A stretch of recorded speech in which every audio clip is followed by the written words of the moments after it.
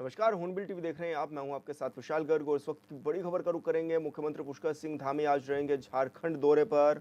परिवर्तन सभा में करेंगे शिरकत, प्रतिभाग जनसभा को संबोधित भी करेंगे सीएम धामी। तो ये बड़ी खबर आपको बता रहे हैं, जहां पर मुख्यमंत्री पुष्कर सिंह धामी आज झारखंड दौरे पर रहेंगे, जहां पर सीएम धामी परिवर्तन सभा में भी शिरकत करेंगे और इस दौरान एक बड़ी जनसभा को संबोधित भी करेंगे मुख्यमंत्री पुष्कर सिंह धामी। इस दौरान पुलिस प्रशासन ने भी खासा इंतजाम किए हुए हैं मुख्यमंत्री के कार्यक्रम को लेकर। तो बड़ी खबर आपको बता रहे हैं, जहां पर धनकुडी मैदान हेलीपैड जामताड़ा पहुंचेंगे सीएम धामी। तो मुख्यमंत्री पुष्कर सिंह धामी आज झारखंड के दौरे पर रहने वाले हैं। इस दौरान वो परिवर्तन सभा में शिरकत भी करेंगे और साथ ही जनसभा को भी मुख्यमंत्री संबोधित करेंगे।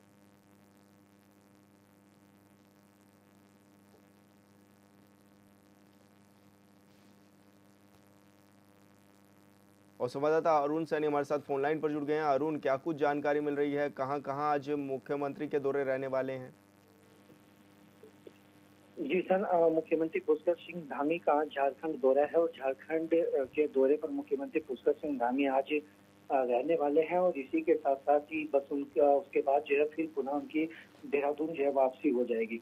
मुख्यमंत्री पुष्कर सिंह धामी आज झारखंड में परिवर्तन सभा में जो है वो सम्मिलित होंगे और वहां पर एक बड़ी जनसभा को संबोधित भी करेंगे। परिवर्तन सभा की अगर बात की जाए तो झारखंड में भारतीय जनता पार्टी की तरफ से परिवर्तन रैली जो है वो निकाली जा रही है और ऐसे में 20 सितंबर से ये रैली शुरू हुई है, जिसका आज समापन है। यानी कि 20 सितंबर से 26 सितंबर तक जो है ये रैली निकली है और आज जनसभा है और जनसभा के साथ ही से जो परिवर्तन रैली भारतीय जनता पार्टी झारखंड में निकाल रही है उसका समापन हो जाएगा। तो इसी के क्रम में जो मुख्यमंत्री पुष्कर सिंह धामी आज झारखंड पहुंचेंगे और बड़ी जनसभा को संबोधित भी करेंगे और उनके साथ ही भारतीय जनता पार्टी के कई वरिष्ठ नेता और केंद्रीय नेतृत्व जो है वहां पर मौजूद रहेगा, क्योंकि झारखंड में भी 2025 में विधानसभा के चुनाव होने हैं, जिसको लेकर भारतीय जनता पार्टी ने झारखंड में अपनी तैयारी शुरू कर दी है और इसी के साथ साथ ही परिवर्तन रैली जो है भारतीय जनता पार्टी वहां पर निकाल रही है, जिसकी जो परिवर्तन रैली हो रही थी उसकी आज जनसभा है और जनसभा को संबोधित करने के लिए मुख्यमंत्री पुष्कर सिंह धामी आज झारखंड के दौरे पर हैं। लगातार अरुण, ये भी देखा जा रहा है कि मुख्यमंत्री पुष्कर सिंह धामी को बड़ी जिम्मेदारियां मिलती हुई नजर आ रही हैं। कभी वो जम्मू कश्मीर के दौरे पर रहते हैं, कभी हरियाणा में, तो कभी झारखंड में नजर आ रहे हैं। जी बिल्कुल विशाल, देखिए मुख्यमंत्री पुष्कर सिंह धामी की जो लोकप्रियता है उसमें लगातार इजाफा हो रहा है और लगातार मुख्यमंत्री पुष्कर सिंह धामी केंद्रीय नेतृत्व की पहली पसंद बनते हुए दिखाई दे रहे हैं। जिस तरीके से उन्हें अन्य प्रदेशों में भी प्रचार के लिए बुलाया जा रहा है, लोकसभा चुनाव में भी बड़े स्तर पर मुख्यमंत्री पुष्कर सिंह धामी ने प्रचार किया। फिर उसके बाद जम्मू कश्मीर में विधानसभा चुनाव चल रहे हैं, हरियाणा में विधानसभा चुनाव चल रहे हैं। 3 जनसभाएं जम्मू कश्मीर में मुख्यमंत्री पुष्कर सिंह धामी कर चुके हैं, एक जनसभा हरियाणा में मुख्यमंत्री पुष्कर सिंह धामी कर रहे हैं। तो इससे साफ तौर पर देखा जा सकता है, जिस तरीके से स्टार प्रचारक की सूची में भी उन्हें चौथे नंबर पर शामिल किया गया हरियाणा में, तो इससे साफ तौर पर देखा जा रहा है कि केंद्रीय नेतृत्व का कितना बड़ा भरोसा मुख्यमंत्री पुष्कर सिंह धामी पर है और मुख्यमंत्री पुष्कर सिंह धामी पहली पसंद केंद्रीय नेतृत्व की बनते हुए दिखाई दे रहे हैं। बिल्कुल अरुण, बहुत बहुत शुक्रिया आपका तमाम जानकारी साझा करने के लिए। बद्रीनाथ धाम समेत सीमांत क्षेत्र जोशी मठ में भी आज सुबह से ही मौसम का मिजाज बिगड़ा हुआ नजर आ रहा है। लगातार ये देखा जा रहा है कि पहाड़ों पर मौसम सुहाना होता हुआ नजर आ रहा है और मौसम के बदल जाने से एक बार फिर से पर्यटकों की संख्या में भी इजाफा हुआ है। साथ ही हल्की बारिश ने भी मौसम सर्द बना दिया है। बावजूद इसके बद्रीनाथ में तीर्थयात्रियों की आवाजाही लगातार बढ़ती हुई नजर आ रही है।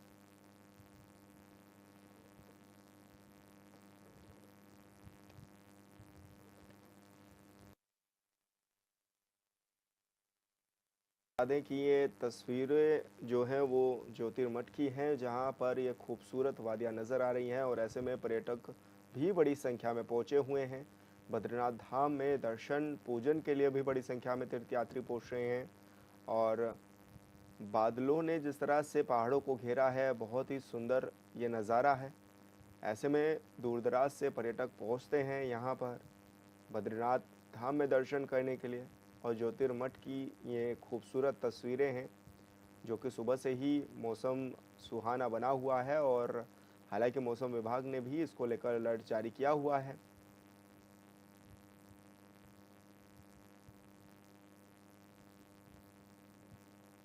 तो ज्योतिर्मठ में सुबह से ही आज मौसम सुहाना बना हुआ है। हल्की बारिश ने तापमान भी काफ़ी डाउन कर दिया है। और संवाददाता संजय कुंवर हमारे साथ फोन लाइन पर जुड़ गए हैं। संजय, जिस तरह से मौसम सुहाना हुआ है, अब पर्यटकों की संख्या में भी इजाफा हो रहा है, लेकिन क्या माने आने वाले समय में किस तरह का अलर्ट भी मौसम विभाग ने जारी किया है? विशाल जी देखिए अभी मौसम विभाग ने हालांकि येलो अलर्ट जारी किया हुआ है, लेकिन जिस तरह से चमोली जनपद के जो ऊंचाई वाले क्षेत्र है, जो बद्रीनाथ से कटे हुए इलाके हैं, वहाँ सुबह से बिल्कुल कोहरे की सफेद चादर बिछी हुई है और हल्की बूंदाबांदी हुई है। और यही हाल जोशीमठ नगर क्षेत्र के दूसरे इलाकों में भी, यहाँ भी सुबह से हल्की हल्की बारिश जो है रुक रुक करके हो रही है और पूरा जो है इलाका जो कोहरे की सफेद चादर से ढका हुआ है। लेकिन ये जो हल्की बारिश हो रही है, इससे जो जोशीमठ से ऊपरी जो अलकनंदा और माना घाटी का क्षेत्र है, उसमें ज्यादा दिक्कत नहीं हो रही है। लेकिन जो बद्रीनाथ नेशनल हाईवे है, चमोली से कामेड़ा के बीच में आधा दर्जन जगहों पे जो है जगह जगह बारिश हो रहा है और खुल रहा है। तो इसको लेकर के थोड़ा जो है तीर्थयात्रियों को परेशानी हो रही है। लेकिन जिस तरह से लगातार श्रद्धालु जो है बद्रीनाथ धाम के दर्शनों के लिए पहुंच रहे हैं, तो उससे जो यहाँ के पर्यटन और तीर्थाटन और धार्मिक पर्यटन का कारोबार है यहाँ पे चलता है। जो धाम में तो कारोबारियों के चेहरे खिले हुए हैं, साथ ही सिख पुरोहित पंडा समाज और जो हक हकूकदारी है उनमें भी जो है खुशी का माहौल है। और श्राद्ध पक्ष चल रहा है, तो लिहाजा 6 से 7 हजार जो श्रद्धालु हैं प्रतिदिन भगवान बद्री विशाल के दर्शनों के लिए पहुंच रहे हैं। जी ऐसे में प्रशासन ने किस तरह के इंतजाम किए हुए हैं? क्योंकि जैसा कि आप बता रहे हैं कि कई बार सड़कें भी बाधित हो जा रही हैं और ऐसे में बड़ी संख्या में तीर्थयात्री भी पहुंच रहे हैं, उनको ज़्यादा परेशानियां ना हो, इसके लिए क्या व्यापक स्तर पर इंतजाम किए गए हैं? जो बद्रीनाथ हाईवे जो लगातार बाधित हो रहा है, तो इसके लिए एनएच जो कार्यदायी संस्था है लगातार मार्ग खोलने में जुटी हुई है उनके, और साथ में बीआरओ कर्मी भी जुटे हुए हैं। लेकिन आज जोशीमठ से बद्रीनाथ के बीच पूरी तरह जो है बद्रीनाथ हाईवे खुला हुआ है। यात्री जो है बारिश के बाद भी जो है भगवान बद्री विशाल के दर्शन कर रहे हैं, हेमकुंड साहिब की यात्रा कर रहे हैं, फूलों की घाटी जो विश्व धरोहर है यहाँ पे आ रहे हैं। और यहाँ जोशीमठ से ऊपर जो है बिल्कुल हाईवे दुरुस्त है, खुला हुआ है। तो प्रशासन बिल्कुल फोकस जो है बद्रीनाथ जो अपना हाईवे खोलने पे ज्यादा फोकस किया हुआ है। जो चटवा पीपल से लेकर के कमेड़ा है, नमकराग का, तो पूरी जो ताकत प्रशासन ने जो है मैन पावर की यहाँ झोंकी हुई है। एनएच जो है लगातार मार्ग खोलने में जुटा है और अभी केवल नंदप्रयाग के समीप जो मार्ग है वो खोलना बाकी है। फिलहाल 3 से 4 जगहों पे हाईवे खोलने की जो है समाचार अभी आ रहे हैं। जी बिल्कुल संजय, बहुत बहुत शुक्रिया आपका तमाम जानकारी साझा करने के लिए। और खबर उत्तरकाशी के हरसिल से है, जहां सेब की कम कीमत से नाराज काश्तकारों ने एक बार फिर से जिला प्रशासन के मुर्दाबाद के नारे लगाए हैं। बता दें कि कोल्ड स्टोरेज संचालकों के मनमाने रेट से सेब के काश्तकार नाराज हैं, जिसके कारण उन्होंने एप्पल फेस्टिवल का भी विरोध किया है। बता दें कि कल ही एप्पल फेस्टिवल का महामहिम राज्यपाल ने उद्घाटन किया था।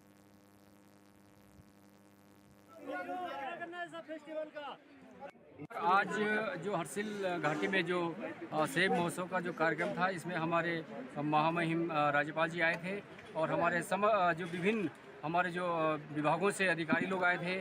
और आज जो किसान जो आज फेस्टिवल था, जो एप्पल फेस्टिवल था, जो हरसिल क्षेत्र का, जो हमारे हरसिल घाटी के जो 8 गाँव के खासकर सब लोग यहाँ आए थे और उनकी जन सुनवाई नहीं हुई, जिससे जो है ये आज के किसान बड़े विरोध में हैं, आक्रोश में हैं। और जो यहाँ पे कोल्ड स्टोर बना है झाला में, उनके जो है मनमानी चल रही है और यहाँ पे उनकी मनमानी जो है अपने मनमानी से रेट ले रहे हैं, जो कि हमारे जो गरीब काश्तकार हैं, जो गरीब किसान हैं, उनको जो है निर्धारित मूल्य नहीं मिल पाया है। आज हमारा जो मुख्य एजेंडा था, जो मुख्य जो मांग थी, वो हमारी थी कोल्ड स्टोर और सेब काश्तकारों को जो है अच्छा मतलब सही रेट में उनको जो है सेब उनकी खरीदारी के संबंध में था। रुड़की में खेत की मेड़ काटने को लेकर दो पक्षों में खूनी संघर्ष हो गया है, जिसका वीडियो भी अब वायरल हो रहा है। वहीं इस खूनी झड़प में एक की मौत भी हो गई है और एक पक्ष के लोगों ने दूसरे पक्ष के लोगों पर लाठी और कुल्हाड़ी से हमला कर दिया था। सुरक्षा के लिहाज से गांव में भारी पुलिस बल भी तैनात है। आधा दर्जन से ज़्यादा घायलों का देहरादून हायर सेंटर में इलाज जारी है।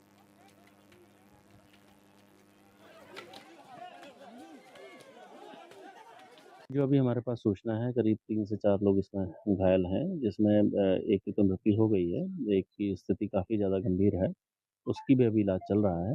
और बाकी अन्य लोग जो भी इसमें सम्मिलित रहे हैं उनके बारे में हम वेयरबॉट्स अभी पता कर रहे हैं और इसमें सख्त कार्रवाई हम लोग करेंगे। जिसके द्वारा भी ये घटना की गई है उनके खिलाफ कार्रवाई की जाएगी। देखिए, अब यहाँ पर फोर्स ऑलरेडी पूरा मौजूद है और इसमें लगातार सुरक्षा को देखते हुए जो वादी पक्ष है उसकी सुरक्षा को ध्यान में रखते हुए और अन्य अगर बात आगे ना बढ़े तो लेते हुए लगातार हम लोग यहाँ पर मैंने निर्देशित भी किया है। हरिद्वार के ज्वालापुर कोतवाली क्षेत्र में हुई करोड़ों की डकैती के मामले में पुलिस ने घटना का रिक्रिएशन किया है। इसके लिए ज्वेलर्स के शोरूम में पुलिस 3 आरोपियों को लेकर पहुंची। घटना के 3 आरोपियों को रिमांड पर लेकर पुलिस ने पूरी घटना की पुनरावृत्ति की है।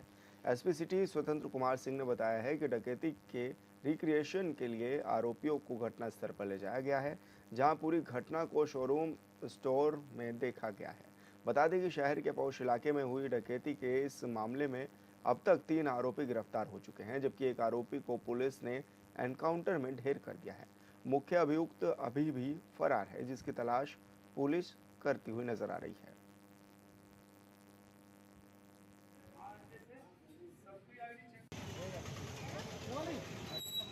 ये डकैती के हमारे मुलजिम हैं जिनको पीसीआर पे लिया गया है और सीन रिक्रिएशन और अन्य जानकारी हासिल करने के लिए इनको पीसीआर पे लिया गया था और जानकारी हासिल की जा रही है। सर, सीन रिक्रिएशन सर किस तरह से किया गया है सर यहाँ पर? कि यहाँ पे कैसे आए थे, कौन कहाँ पे क्या कर रहा था, उसके बारे में जानकारी। किस घटना से जुड़े बदमाश है सर ये डकैती?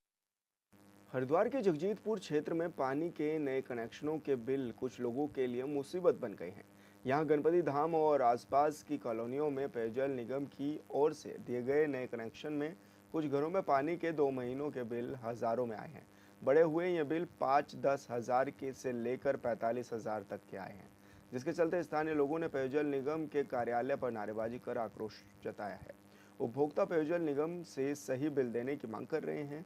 वहीं विभाग के अधिकारियों का कहना है कि नए कनेक्शन में पानी की खपत पता करने के लिए मीटर लगाए गए हैं। मीटर में जो राउंड रीडिंग आएगी उसी के अनुसार बिल जनरेट होंगे। कुछ उपभोक्ताओं ने पानी की पुरानी लाइन बंद नहीं कराई है, जिसमें लगातार उनके पानी की सप्लाई जारी है, इसलिए बिल इतना ज़्यादा बढ़कर आया है।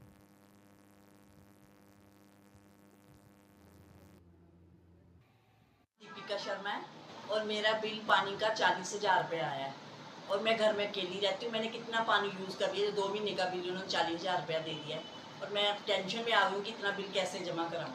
मेरे बच्चे और हस्बैंड घर में नहीं रहते, वो जॉब पे रहते हैं, हफ्ते में 1 बार आते हैं और मैं इतना बिल दे नहीं सकती। ये जो हमने प्रथम दृष्टता पाया है वो ये पाया है कि लोगों के यहाँ पानी तो चल रहा था, लेकिन वो जैसे पुरानी लाइन है या फिर सबमर्सिबल है या फिर किसी और तरह का लीकेज है, वो लीकेज हो रहा था। पाया ये गया कि हमारे मीटर ठीक है और उपभोक्ता का जो कनेक्शन है उसमें इतना पानी कंज्यूम हुआ है, तो सर इस हिसाब से इसको जो है यूज़ करना था, लेकिन क्योंकि लोगों ने ध्यान नहीं दिया और ये चीज़ जो है कम्युलेटिव होती गई और ये बहुत ज़्यादा जो अमाउंट इनका आ गया है। इसे देखा जाएगा, जैसे जैसे लोगों की शिकायत आएगी इस पर विचार किया जाएगा और जहाँ तक होगा उपभोक्ताओं के हित में जो है इसको ठीक किया जाए। उत्तराखंड में बीजेपी की डबल इंजन की सरकार सीमावर्ती क्षेत्रों में कुछ गांवों को होम स्टे बनाने पर जोर दे रही है, ताकि उन इलाकों में पर्यटकों का जमावड़ा लगे और स्थानीय लोगों को गांव में ही रोजगार मिल सके। उत्तरकाशी के जादूंग गांव पहुंचे प्रदेश के राज्यपाल ने स्थानीय होम स्टे को लेकर अधिकारियों के साथ बातचीत की और कहा है कि इन गांवों की तकदीर और तस्वीर बदलने के लिए सरकार तेजी से काम कर रही है।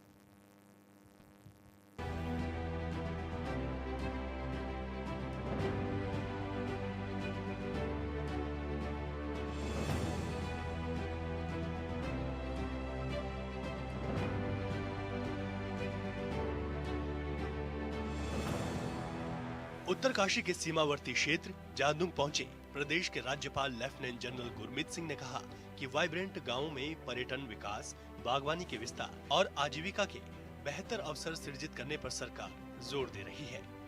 इन गांवों की तकदीर और तस्वीर बदलने की सरकार की कोशिशों में सभी विभागों और संगठनों की भूमिका अहम है।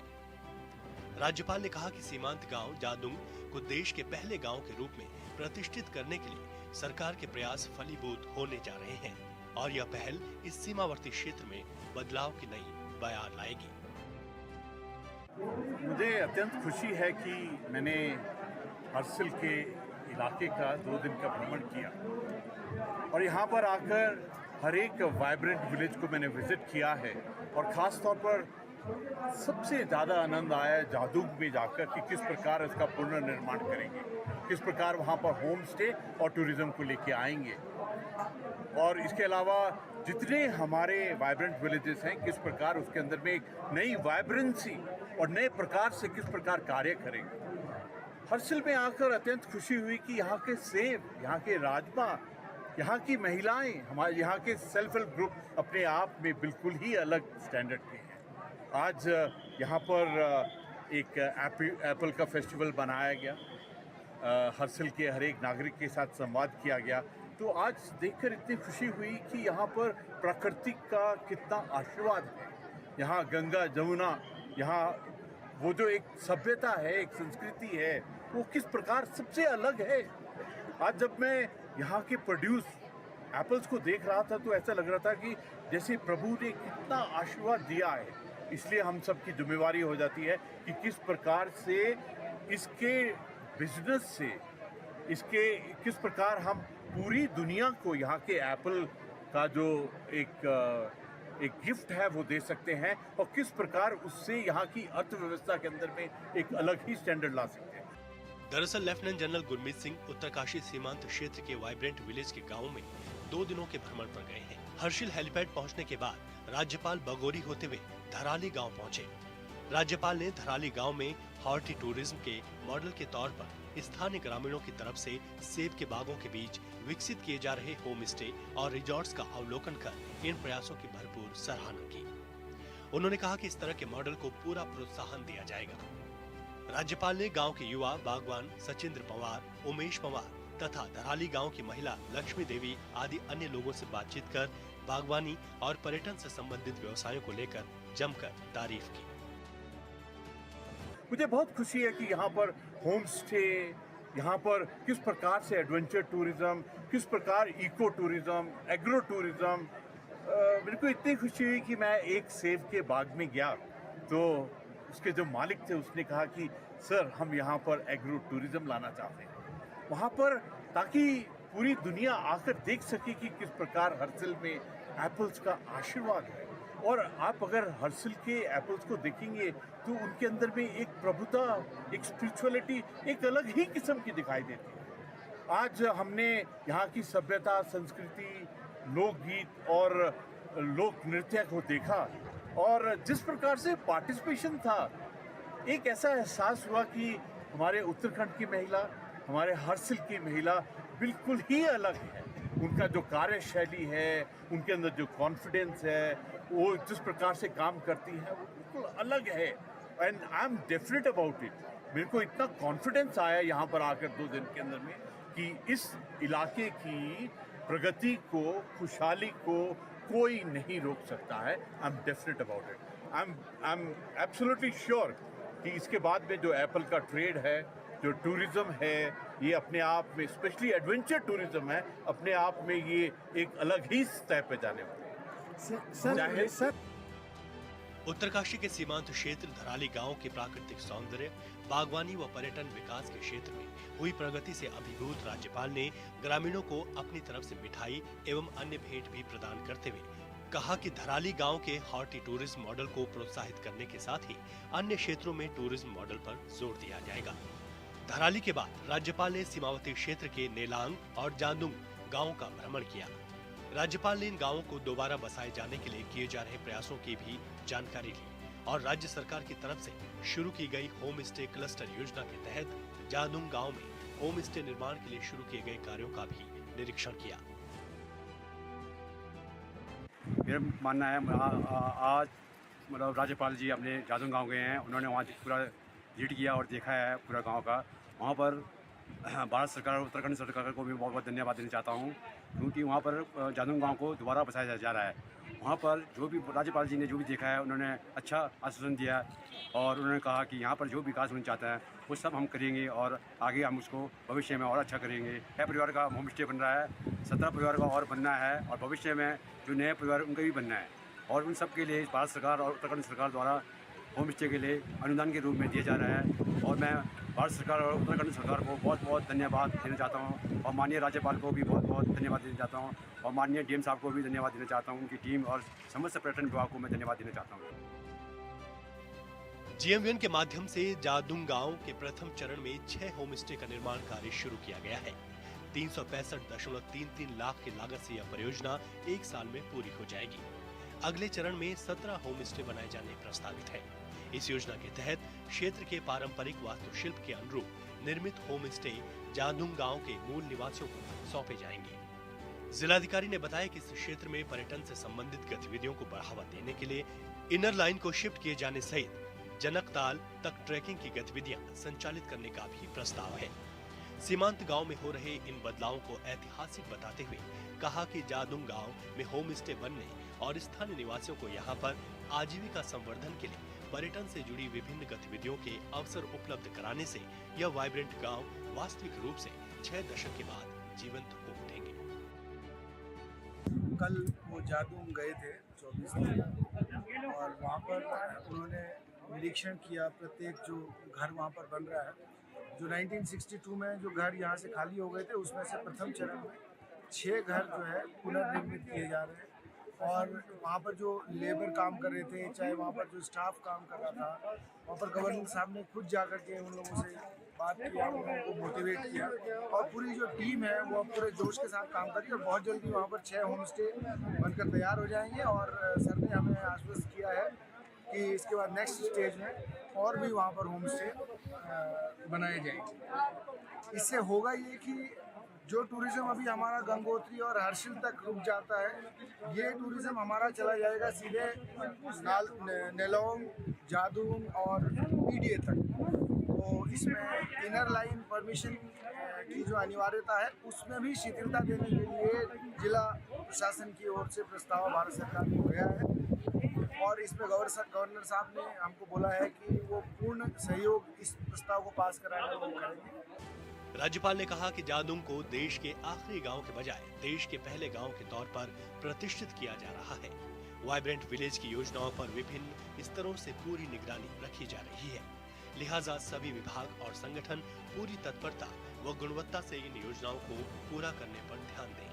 उन्होंने कहा कि राज्य के वीरान पड़े कई घोस्ट विलेज अब होस्ट विलेज के तौर पर आबाद और खुशहाल बनने का महत्वपूर्ण काम हो रहा है।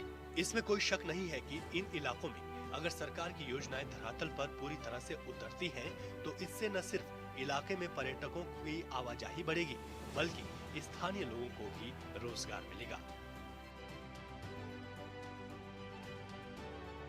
Bureau report, hornbill TV.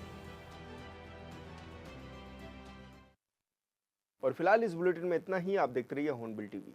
नमस्कार।